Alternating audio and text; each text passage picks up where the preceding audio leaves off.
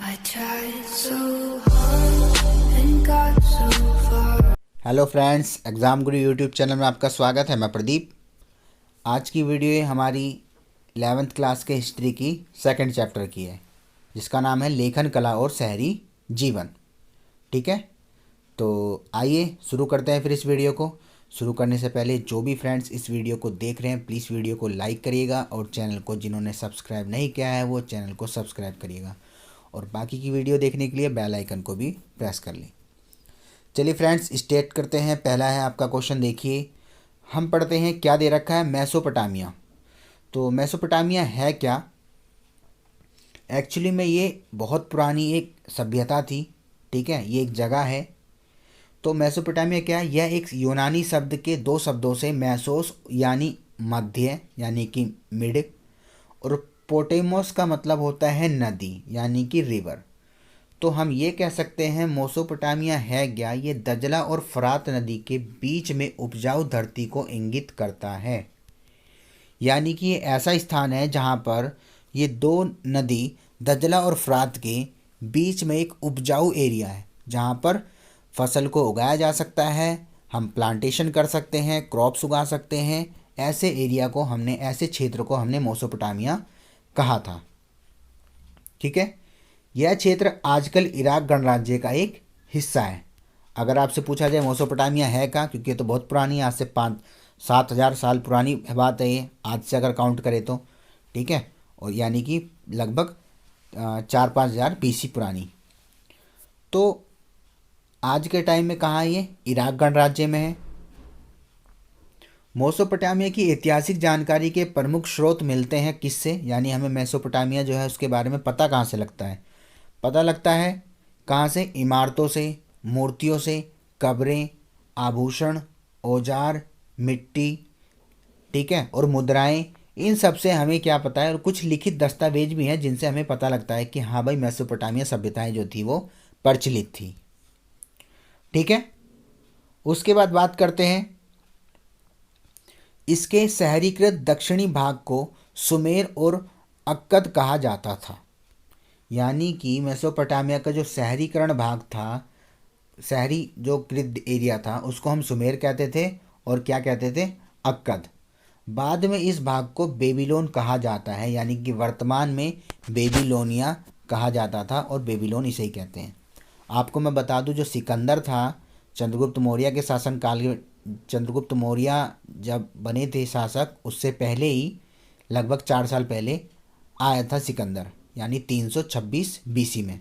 322 में कौन बने थे? चंद्रगुप्त मौर्य शासक बने थे, मौर्य वंश की स्थापना करी थी।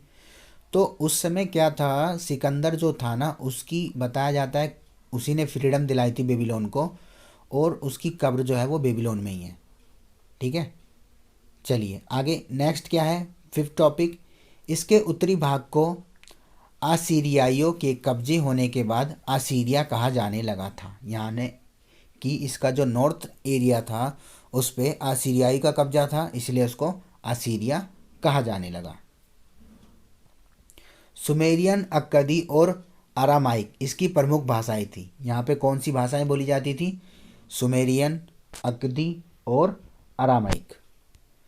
आगे क्या बात करें, इस सभ्यता में नगरों का निर्माण 3000 ईसा पूर्व से प्रारंभ हो गया था। ये जो नगर बताया जाता है इस सभ्यता का, लगभग 3000 पूर्व से ही शुरू हो गया था। उरुक, उर और मारी इसके प्रतीक नगर थे। कौन कौन से फेमस थे प्रसिद्ध नगर?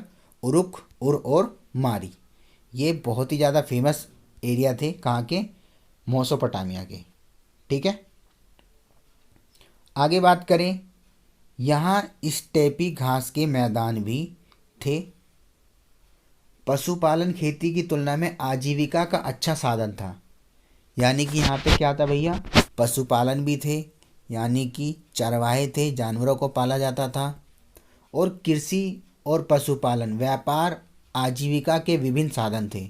यानी खेती भी होती थी और जानवरों को भी पाला जाता था और इन्हीं से अपनी जीविका चलाई जाती थी, व्यापार भी इन्हीं का किया जाता था। यहाँ के लोग औजार बनाने के लिए कांसे का इस्तेमाल करते थे। ठीक है, यानी धातुएं जो होती थी सबसे पहले यहाँ प्रयोग में लाई थी कांसा। ठीक है, हड़प्पा सभ्यता में क्या था? तांबा। मेसोपोटामिया में कासा। यहाँ के उर्क नगर में एक स्त्री का शीर्ष मिला है जो सफ़ेद संगमरमर के तराश कर बनाया गया था, जिसको वारका शीर्ष कहते हैं। ठीक है, वारका शीर्ष क्या था? एक सफ़ेद संगमरमर से बना हुआ सर था जो स्त्री का था। ठीक है, श्रम विभाजन और सामाजिक संगठन शहरी जीवन एक अर्थव्यवस्था की विशेषताएं थी। श्रम विभाजन मतलब लेबरशिप और सामाजिक संगठन शहरी जीवन एवं अर्थव्यवस्था की विशेषता थी। यहाँ पे लेबरशिप होती थी, यानी कार्य भी किए जाते थे। ठीक है, आगे बात करें, यहाँ खाद्य संसाधन तो समृद्ध थे, परंतु खनिज संसाधनों का अभाव था। यानी खाद्य संसाधन खाने पीने के लिए गेहूं वगैरह, चावल वगैरह ये सब तो उपलब्ध थे, परंतु जो फॉसिल फ्यूल होते हैं, खनिज वगैरह, उनकी कमी थी, जिन्हें तुर्की, ईरान तथा खाड़ी पार देशों से मंगवाया जाता था। ठीक है, लोह, तांबा, पीतल ये सब अस्त्र शस्त्र के लिए बाहर से मंगाया जाता था। ठीक है, कहाँ से? तुर्की, ईरान और खाड़ी देश। यहाँ व्यापार के लिए परिवहन व्यवस्था अच्छी थी। जलमार्ग द्वारा फ्रात नदी के व्यापार के लिए विश्व मार्ग के लिए प्रसिद्ध थी। यहाँ पर परिवहन अच्छे सब उपलब्ध थे, इसीलिए व्यापार आसानी से हो जाता था, क्योंकि नदियों, मैंने बताया ना, दजला और फ्रात दो नदी के मध्य था मेसोपोटामिया, तो वहाँ पे जलमार्ग का साधन बहुत ही अच्छा था। ठीक है, शहरी अर्थव्यवस्था में हिसाब किताब, लेन देन रखने के लिए यहाँ लेखन कला का विकसित हुआ था। यानी यहाँ पे लेखन प्रक्रिया भी थी, ताकि किसी प्रकार की समस्या न उत्पन्न हो, व्यापार के समय उसका लेखा जोखा किया जा सके। ठीक है, उसके बाद बात करें हम लेखन कला, तो लेखन कला के बारे में मेसोपोटामिया में जो पहली पट्टिकाएँ पाई गई थी वो लगभग 2500 ईसा पूर्व की है। इन पे सरकंडे की तीखी नोक से कीलाकार लिपि द्वारा लिखा जाता था। सरकंडे क्या होता है? एक लकड़ी होती है जिसके अंदर हल्का सा छेद पाया जाता है, तो उसे इंक से लिख सकते थे। लगभग बताया जाता है 3200 ईसा पूर्व। आज से बात करें तो लगभग 5200 ईसा पूर्व, 5220।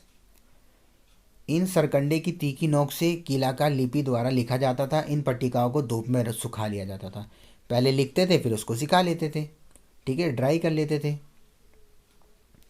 अगला है कीलाकार, जिसे क्यूनिफॉर्म कहा जाता था। यह एक लैटिन शब्द क्यूनियस, जिसका अर्थ होता है खूंटी, और फॉर्मा, जिसका अर्थ होता है आकार, से मिलकर के बना है। यानी पे यहाँ पे एक क्या था भैया? कीलाकार पाया जाता था, खूंटी पाई जाती थी टांगने के लिए किसी चीज़ों को। मेसोपोटामिया में बहुत से लोग पढ़े लिखे थे, परंतु बहुत ही कम थे। चिन्हों की संख्या काफ़ी पेचीदा तथा बहुत अधिक कठिन थी।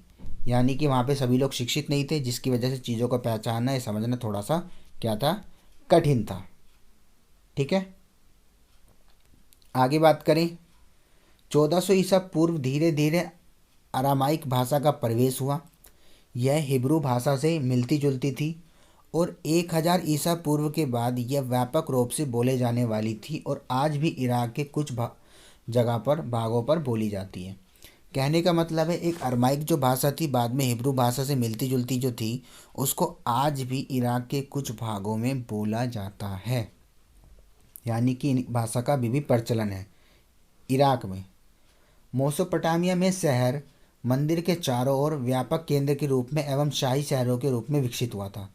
जो मेसोपोटामिया शहर था वो मंदिर के चारों ओर होते थे, यानी कि मंदिर भी वहाँ होते थे, और व्यापार केंद्र के रूप में भी ये प्रसिद्ध था। मेसोपोटामिया के कुछ प्रारंभिक मंदिर साधारण गढ़ों की तरह थे। अंतर केवल मंदिर की बाहरी दीवारों के कारण था। कुछ मंदिर तो घर की तरह दिखते थे, परंतु क्या था कि अंदर से अगर देखा जाए तो सेम था, पर बाहर से देखे तो उनकी दीवारों में थोड़ा सा कुछ अंतर पाया जाता था। कुछ खास अंतराल के बाद भीतर और बाहर की ओर मुड़ी होती थी।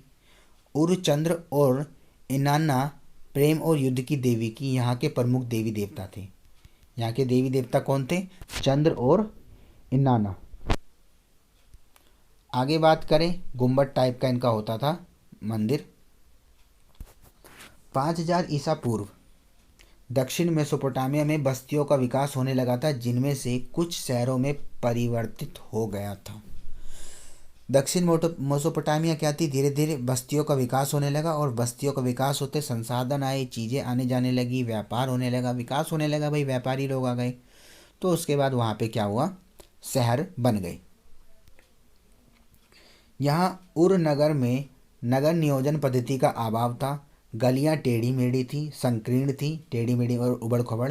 संकीर्ण का मतलब उबड़ खाबड़। जल निकासी प्रणाली अच्छी नहीं थी। उर्ववासी घर बनाते समय सुकून और अपशकुन विचार करते थे। यानी यहाँ के लोग जो होता है ना कि ये मेरे लिए अच्छा है या बुरा है, तो नक्शा वगैरह ये सब चीज़ें जो होता है ना, पूरब की तरफ नहीं देखना, या आपने सुना होगा हिंदुओं में कहते हैं शेर मुंह नहीं देखना, गाय मुंह होना चाहिए मकान, तो इसी तरीके से इन सब चीज़ों को भी अपशगुन वगैरह ये सब चीज़ें मानते थे। ठीक है, आगे आगे पढ़ते हैं। 2000 ईसा पूर्व के बाद 2000 ईसा पूर्व के बाद फरात नदी को ऊर्ध्वाधारा पर मारी नगर शाही राजधानी के रूप में फला फूला। 2000 ईसा पूर्व के बाद जो फरात नदी थी वो बहुत ही तेज़ी से फली फूली। किस चीज़ पे? मारी नगर, जो शाही राजधानी थी। यह अत्यंत महत्वपूर्ण व्यापारिक स्थल पर स्थित था। इसके कारण यहाँ बहुत समृद्ध और खुशहाल था। यहाँ जिमिलियम का राजमहल मिला तथा एक मंदिर भी मिला है। यानी यहाँ पे राजमहल मिले हैं, मंदिर मिले हैं। तो फरात नदी के पास जो एक पूरा शहर सा बसा दिया गया था अच्छे तरीके का। एकल परिवार को आदर्श माना जाता था, जिसमें पति पत्नी और उनके बच्चे शामिल होते थे। यानी कि यहाँ पर एकल परिवार ही माना जाता था। इसमें क्या होता था? पति पत्नी बच्चे, छोटा परिवार मतलब। पिता परिवार का मुखिया होता था। कानूनी दस्तावेज की यहाँ पे जानकारी मिलती है। कैसे कानूनी? विवाह, उत्तराधिकारी आदि से संबंधित। यानी कि समझ लो आप उस समय भी मैरिज सर्टिफिकेट होते थे। समझ रहे हो कितनी बड़ी बात है ये, कितने लोग विकसित थे वो। बात करी जाए कालगणना और गणित की विद्वतापूर्वक परंपरा दुनिया को मेसोपोटामिया की सबसे बड़ी देन है। यानी कि कालगणना, कैलकुलेशन करना, काउंटिंग करना, ये सब चीज़ें मेसोपोटामिया की ही देन है हमारी। इस सभ्यता के लोग गुणा, भाग, वर्गमूल, चक्रवृद्धि ब्याज आदि से प्रचलित थे। अब सोच लो आप, कंपाउंड इंटरेस्ट आज के टाइम में बच्चे नहीं निकाल पाते। मेसोपोटामिया जैसी प्राचीन सभ्यता के लोग आसानी से निकाल लेते थे। कितनी बड़ी बात है, समझ रहे हो। अच्छा, वर्गमूल से याद आया, मैं आपको चीज़ बता दूं, मैंने वर्गमूल की भी एक वीडियो बना रखी है जिसे स्क्वायर रूट कहते हैं, ट्रिक है।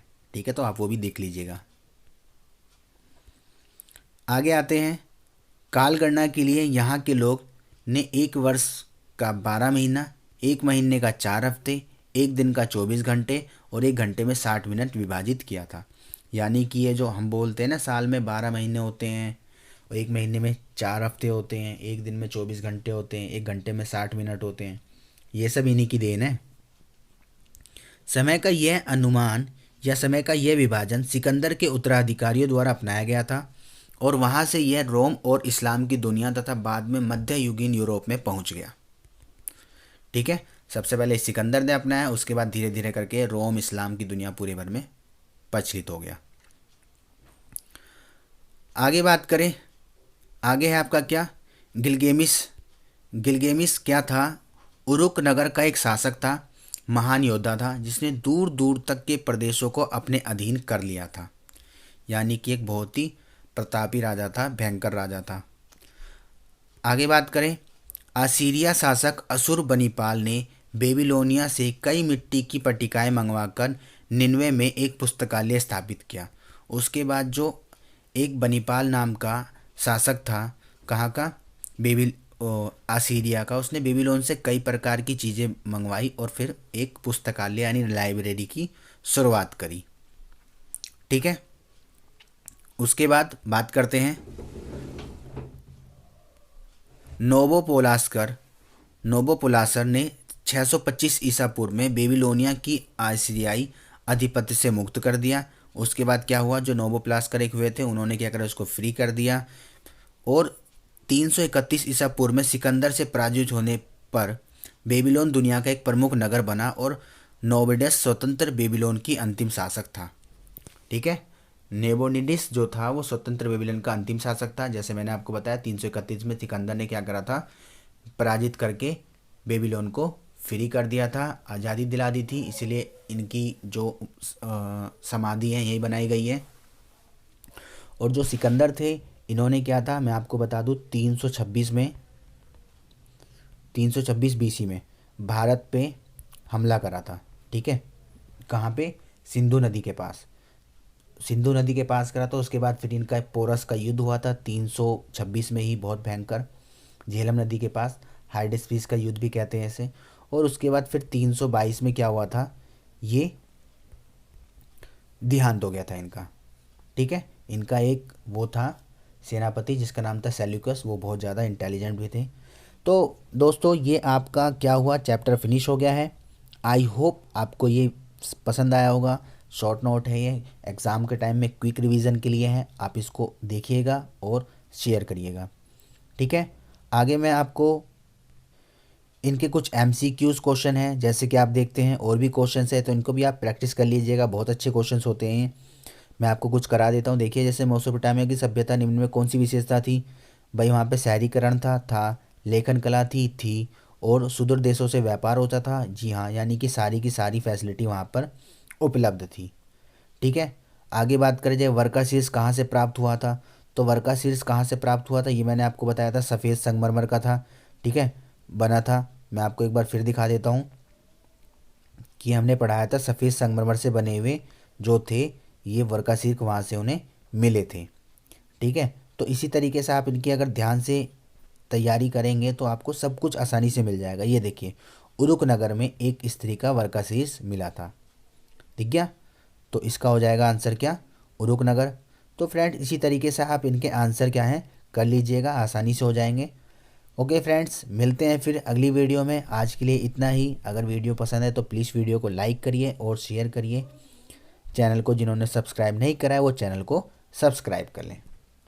ओके, मिलते हैं अगली वीडियो में। Bye bye, have a nice day, good day.